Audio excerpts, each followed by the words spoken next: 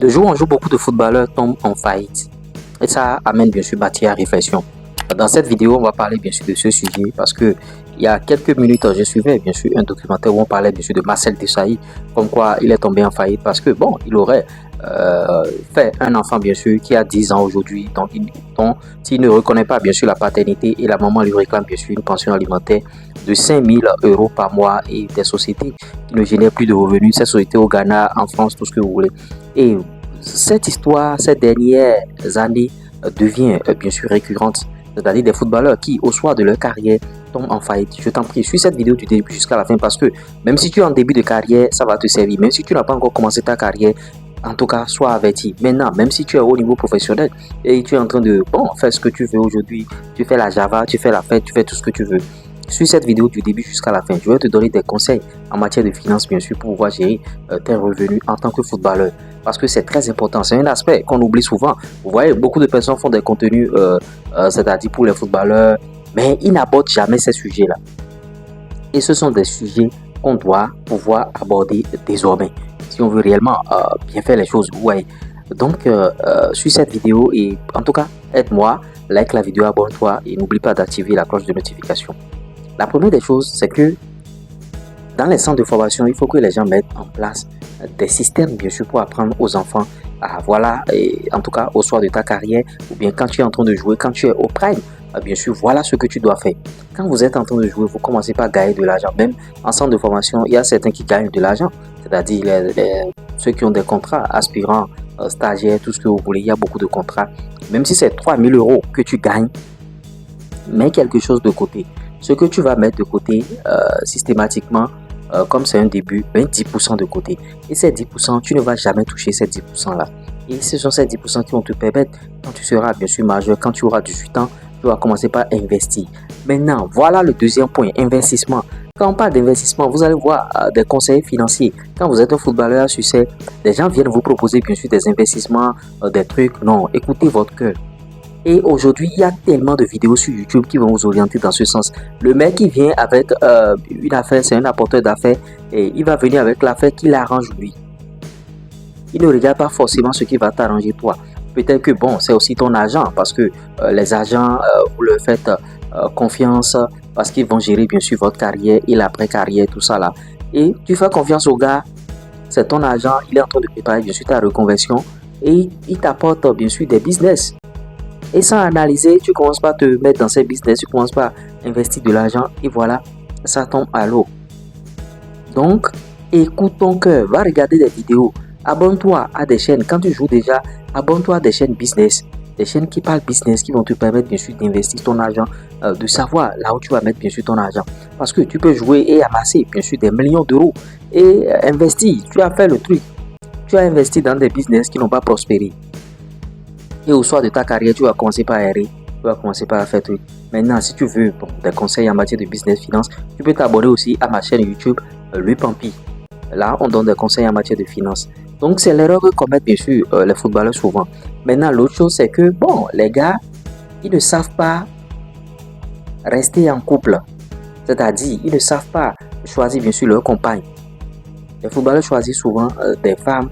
Bon, la femme, elle voit que bon, actuellement, il est en train de jouer, il est en train de prendre beaucoup d'argent, donc je vais me mettre avec lui. Elle se met avec toi et demain, quand tu ne vas plus jouer, parce que ne nous leurrons pas, quand tu es à la retraite, c'est un peu comme un salarié, les revenus vont baisser. Si tu n'as pas investi pour maintenir bien sûr ton train de vie, les revenus vont baisser et elle va commencer par chercher ailleurs, elle va te créer des problèmes. Et elle n'a plus l'argent qu'elle a en fin du mois. C'est-à-dire, bon, peut-être que tu lui donnes 12 000 euros par mois, elle n'a plus ça. Ou bien tu lui donnes 5 000 euros, elle n'a plus ça. Elle va commencer par chercher bien sûr des histoires. Et c'est des divorces ici, c'est des divorces par là. Et quand vous avez divorcé, elle va prendre bien sûr 50% de votre fortune ou bien 60%. Je ne sais pas comment les avocats s'arrangent. Et la femme prend bien sûr le gros gâteau parce que tu t'es marié avec elle. Et sur ce, j'interpelle bien sûr les footballeurs africains qui laissent souvent leurs femmes de galère et qui vont s'accrocher à des femmes qui ne peuvent même rien créer dans leur vie. C'est-à-dire des femmes qu'ils ont connues bien sûr au soir de leur richesse. Et c'est dangereux. Ces femmes-là, c'est des divorces. On a vu le cas, Emmanuel Eboué dans ce pays. Emmanuel Eboué, il est ruiné, il a lavé même ses manteaux en France avec la main. pas de machine à laver, et c'est même tout ça là. Pas fini, il est revenu bien sûr en Côte d'Ivoire. Et on a vu la suite, c'est Galatasaray qui l'a sauvé, recruteur Galatasaray. Aujourd'hui, il a son centre de formation. Bon, il a aussi son fils qui est en train de jouer. J'ai vu la photo la fois passée. Et voilà des problèmes par-ci par-là. Et il faut gérer tout ça là. Donc, moi, je vous conseille, dès le bas âge, il y a les 10% systématiques. Les 10% systématiques, les 10% systématiques. Et commencez par investir. Commencez par investir. Investissez ce que vous pouvez perdre. Parce que quand vous investissez dans un business, c'est pas en même temps que ça va commencer par générer des bénéfices. Donc, vous investissez ce que vous pouvez perdre. Là, quand vous allez perdre, vous ne serez plus trop déçu. Ça n'aura pas trop d'impact sur vous. C'est comme ça on fait les choses.